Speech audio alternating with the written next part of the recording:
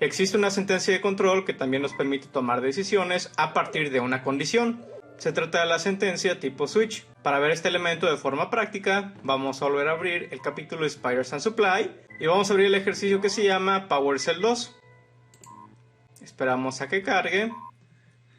Y ya que tenemos el ejercicio cargado, nos damos cuenta que es el ejercicio que vimos en la sección pasada con el else if. Entonces, si recordamos, tomábamos una decisión de cuántos Winged Shooter teníamos que alimentar con una pila a partir de una variable que definíamos conteniendo el número de arañas en el horizonte. Entonces, para ver un poco de teoría sobre este elemento tipo switch, vamos a crear un nuevo programa y vamos a ver código fuente.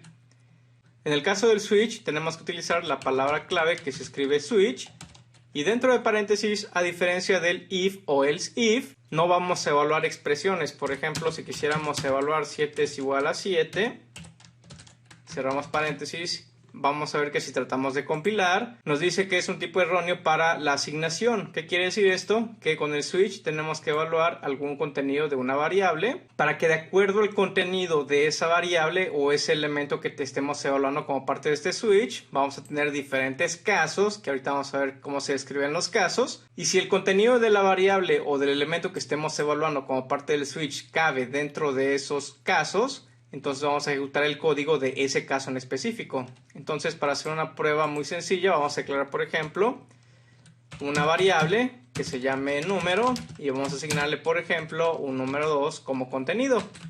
Entonces, como parte de la evaluación del switch, vamos a evaluar realmente la variable número. Si te das cuenta, aquí no está utilizando ningún tipo de operador porque el switch lo que hace es evaluar simplemente una variable para describir un conjunto de casos. Entonces los casos se describen con la palabra clave case y después de la palabra case vas a describir todos los casos en los cuales podría caber el contenido de este switch. Entonces en este caso específico queremos evaluar que en dado caso que número sea 2, entonces que se ejecute por ejemplo un message que diga soy el número 2.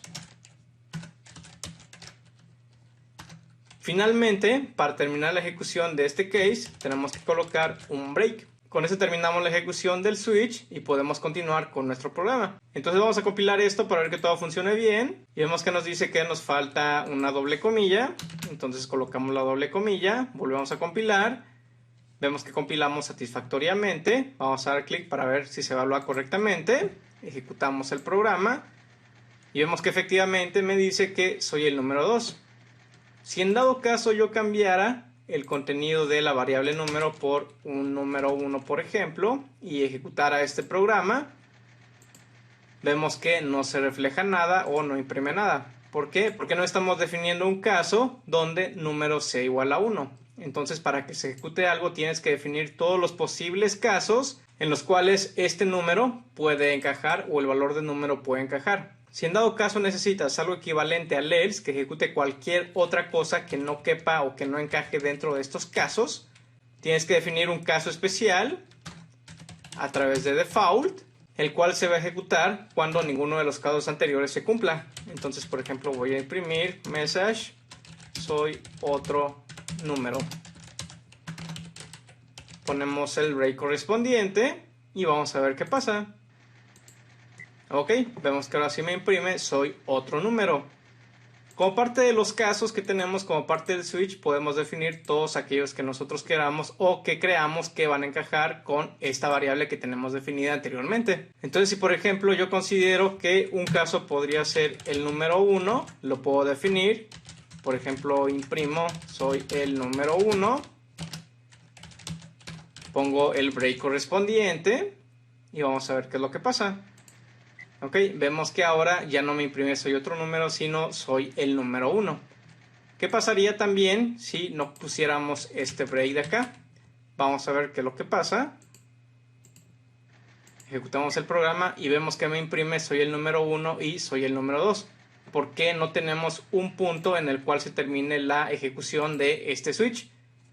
Por lo tanto, se ejecuta este caso 1, este caso 2, y como este caso 2 sí tiene un break, entonces termina la ejecución, y termina la ejecución de este switch, pero imprimiendo soy el número 1 y soy el número 2. Entonces debes tener cuidado de colocar siempre un break cada vez que se cumpla uno de los casos. Otra de las características de los casos es que puedes definir un conjunto de casos, pero sin definirle precisamente alguna acción en concreto a ejecutar. Por ejemplo, si yo quisiera que del número 1 al 5 me imprimiera, soy uno de los primeros números, sin tener que estar escribiendo caso 1, message break, caso 2, message break, etc. Lo que puedo hacer es definir simplemente el conjunto de casos, así como lo estoy definiendo ahorita. Voy a definir caso 3, caso 4, y en el caso 5, que es el último caso que quiero evaluar, aquí sí voy a imprimir. Soy uno de los primeros números. Pongo el break correspondiente y vamos a ver qué pasa. Por ejemplo, si tengo como número el valor número 3. Ejecutamos el programa y vemos que me imprime soy uno de los primeros números. Entonces, esta es una forma en la cual podemos definir un rango de opciones que van a ejecutar una de las acciones que esté definida al final. Podría definir después del caso 6 al caso 10 para que llevaran a cabo otra acción y así sucesivamente. Entonces, pasando ya a la resolución de este problema en específico. Si te acuerdas, teníamos un problema en el cual teníamos que llenar con una pila cada uno de los widget shooters de acuerdo al número de arañas definidas en una variable.